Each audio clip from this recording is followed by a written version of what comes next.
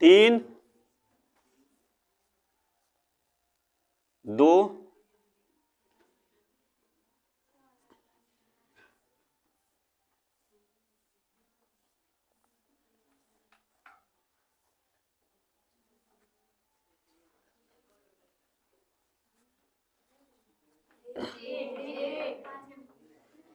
क्या होगा? क्यों? क्योंकि जो भी ये सतह निकटवर्ती इसके सतह है वो सारे के सारे दिख रहे हैं, तो निकटवर्ती अगर सतह दिख रहे हैं तो हम उसे लिख लेंगे। जैसे 5 के अगर, अच्छा ये बताइए, मैंने तो अभी कुछ कहा ही नहीं है, मैंने तो कहा ही नहीं ना कि किसके निकट, तो 5 के विपरीत हमको बताना था, तो पहले हम देख लेंगे इसके निकटवर्ती कौन कौन से हैं। तो 5 के निकटवर्ती 2 सतह, 3 4 और 6, यानी हमारा क्या बच गया है? 1। और जो बचा होता है वही हमारा, तो आप लोग निकाल लेंगे अभी, किसी को कोई दिक्कत? ठीक है, तो आप लोग चाहेंगे तो निकटवर्ती का एक एक एग्जाम्पल लिख सकते हैं, और निकटवर्ती में रूल लिख सकते हैं कि सतह जो हमेशा दिखाई देते हैं वो उनके मान नहीं होते हैं, जो सतह का मान नहीं दिखाई देता है वही उसका आंसर होता है। ठीक है, लिख लीजिए। निकटवर्ती के नियम में, पासे के निकटवर्ती के नियम में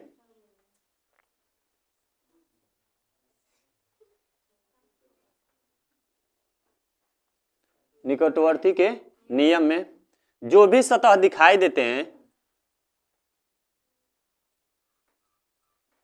जो भी सतह दिखाई देते हैं उनके अंक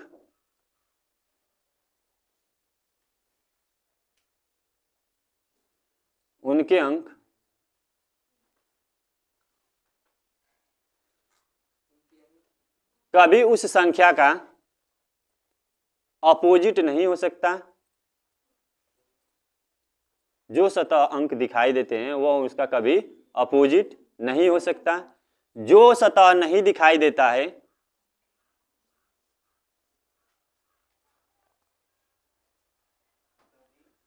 जो सतह नहीं दिखाई देता है वही उसका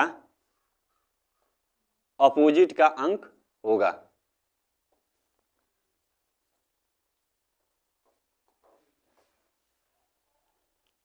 लिख लिया आप लोग? अगर आप लोगों को ये तो ठीक है, समझ में आ गया कि जो 1 2 3 4 में आप लोग को दे दिया है तो आप लोग निकाल सकते हैं। अगर यही ABCD में क्वेश्चन आ जाए तो कैसे क्या करेंगे आप लोग? तो ABCD में अगर आ जाएगा तो आप लोगों को करना क्या है, जैसे मान लेते हैं कि कोई कह दिया कि A B C D और E और F ये संख्याएं किसी पासे में हैं। ठीक है, अगर आप लोगों को कोई कह दिया कि कोई 2 पासे दिए गए हैं,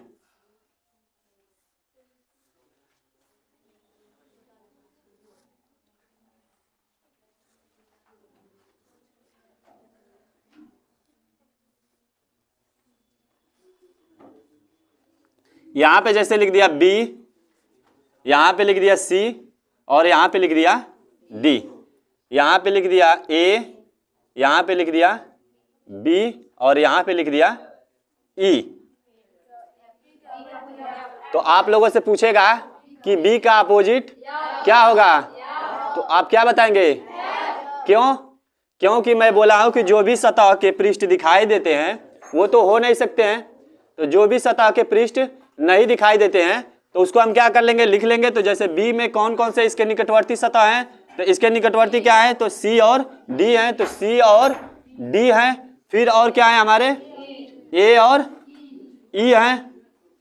तो ये बताइए कि ये निकटवर्ती सतह हैं, तो ये तो इसके विपरीत कभी हो नहीं सकते हैं, तो इसके हमेशा विपरीत सतह क्या होगा, जो हमें नहीं दिखाई दिया है। तो इसमें जो हमारा है क्या नहीं दिखाई दिया है, F, तो इसका B का अपोजिट क्या हो जाएगा, F होगा। अभी समझ में आया? तो ABCD में आप लोगों से ऐसे पूछेगा। ठीक है, तो आप लोगों को समझ में आ गया है? बच्चे लोग आप लोगों को भी समझ में आ गया? बच्चियां तो ऐसे भी कुदरत की देन होती हैं, इनके पास तो ढेर बुद्धि होती है। तो ठीक है, अभी इसको मिटा दें? तो ठीक है, तो उभयनिष्ठ पासे के अनुसार मैं समझाने जा रहा हूं। तो एक चीज याद रखना कि उभयनिष्ठ में किन्हीं 2 पृष्ठ हमेशा समान होते हैं। दो अगर आप लोगों को पासे दिए गए हैं तो उनके दो जो पृष्ठ होंगे वो हमेशा क्या होते हैं, उभयनिष्ठ होते हैं, समान होते हैं। अगर यहाँ पे 2 दिया है, यहाँ पे मान लेते हैं 4 दे दिया है, तो यहाँ पे भी किताब क्या देगा, 2 देगा नहीं, यहाँ पे कुछ भी दे सकता है, मान लेते हैं 1 दे दिया है सपोज दैट, ठीक है। ये 1 होगा तो क्या ये मानक पासा बना रहा है, गैर मानक पासा बना रहा है, क्योंकि गैर मानक पासा का योग क्या आना चाहिए, 7। तो अब ये हो गया गैर मानक पासा।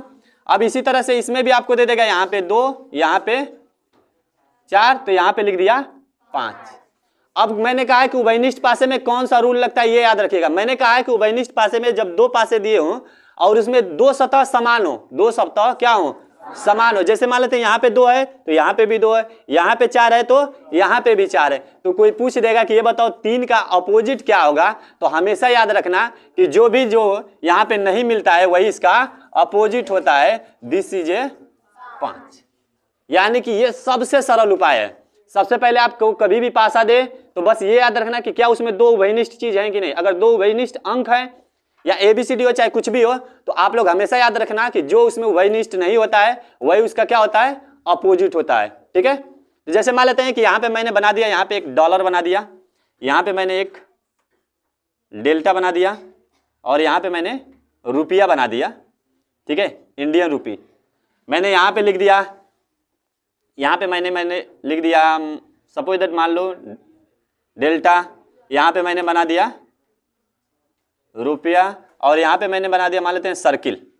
तो अगर आप लोगों से कोई पूछ दे कि ये बताओ बच्चे लोग कि इसमें जो है डॉलर का अपोजिट क्या है, तो आप लोग क्या बताएंगे क्यों, क्योंकि जो 2 इसके पृष्ठ हैं वह एक दूसरे के क्या हैं, समान। क्योंकि ये जो रुपया है ये रुपया है, इसमें जो है डेल्टा है इसमें भी, और इसमें जो डॉलर है वह अपोजिट क्या हो जाएगा।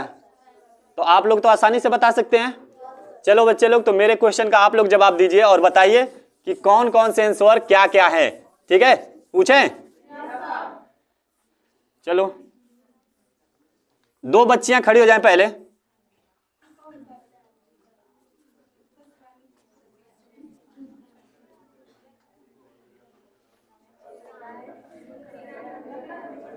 बातें न कीजिए आप लोग।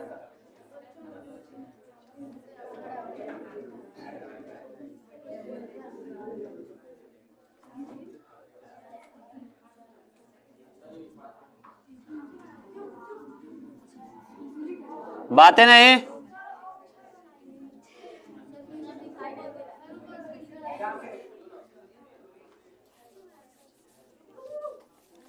यहां पे बना दे।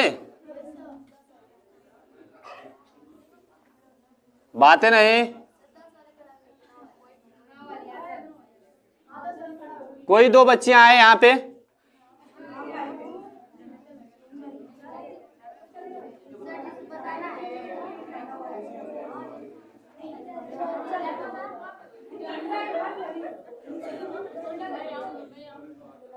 बच्चियां आ जाओ, चलो आप आ जाइए पहले और बताओ कि इसमें यह पहले इसमें कौन सा कह दिया जाए आपको कि कौन सा 3 के अपोजिट कौन सी संख्या है। 3 के अपोजिट नहीं 4 के अपोजिट बताओ तो कौन सी संख्या होगी। 6 होगी, लिखो 6 होगी। चलो ठीक है, आप आ जाओ और बताओ जो है इस डाइस में इस पासे में जो है अगर आपसे पूछ दिया जाए कि ये बताओ 3 के अपोजिट क्या होगा, तो इसमें क्या होगा 6 होगा, यानी यही अंक होगा। क्लियर हो, 3 के अपोजिट क्या होना चाहिए 6। तो ये कौन सा पासा है बताओ, उभयनिष्ठ पासा है, ठीक है। चलो बैठ जाओ, बहुत अच्छा आप लोगों ने बताया कि ये उभयनिष्ठ पासा है। तो ये याद रखना 2 बच्चियां जो है, लड़कियों को बुला के मैं पूछना चाहता हूं कि क्या आप लोग समझे हैं कि नहीं समझे हैं कि कौन निकटतम का रूल कहाँ लगेगा और कहाँ उभयनिष्ठ का रूल लगेगा। तो मैं पहले एक लड़की को आप ही में से मैं बुलाना चाहूंगा कि पहले एक लड़की आए, आप आइए और बताइए कि इसमें कौन सा रूल लगेगा। इसमें निकटतम का रूल लगेगा, निकटवर्ती का रूल लगेगा। तो ये बताइए कि 5 के जो अपोजिट होगा वो क्या होगा, 5 के अपोजिट 4 होगा, ठीक है। कितने लोगों का ये आंसर सही है बताइए, ठीक है, वेरी गुड। चलिए अच्छी बात है कम से कम। चलो भाई, अब लड़के लोग सोच रहे होंगे कि लड़कियों को सिर्फ बुलाते हैं, तो मैं सोच रहा हूँ कि क्यों ना लड़कों को भी बुला दिया जाए। तो एक लड़के लोग में से भी चलो आओ बाबू, और आप बताइए कि इसमें जो है ये पासा जो है वो गैर मानक पासा के अंतर्गत आ जाएगा। तो ये बताइए कि ये जो है दिया हुआ है, इसमें कौन सा रूल आप लगाएंगे? उभयनिष्ठ का। कैसे उभयनिष्ठ का रूल लगेगा बताइए? उभयनिष्ठ क्या होता है? जिसमें जो आपके दो पृष्ठ अगर समान होते हैं तो वो कौन सा रूल होता है? उभयनिष्ठ होता है। तो इसमें बताइए कौन कौन से अंक जो है वो आप लोग को मिल रहे हैं? बी और, थोड़ा तेज बोलिए, खाना खा के नहीं आए हो? ठीक है, तो ये जो है इसमें बी और सी। तो आपसे पूछ दिया है कि ए का अपोजिट क्या होगा? ए का अपोजिट डी होगा।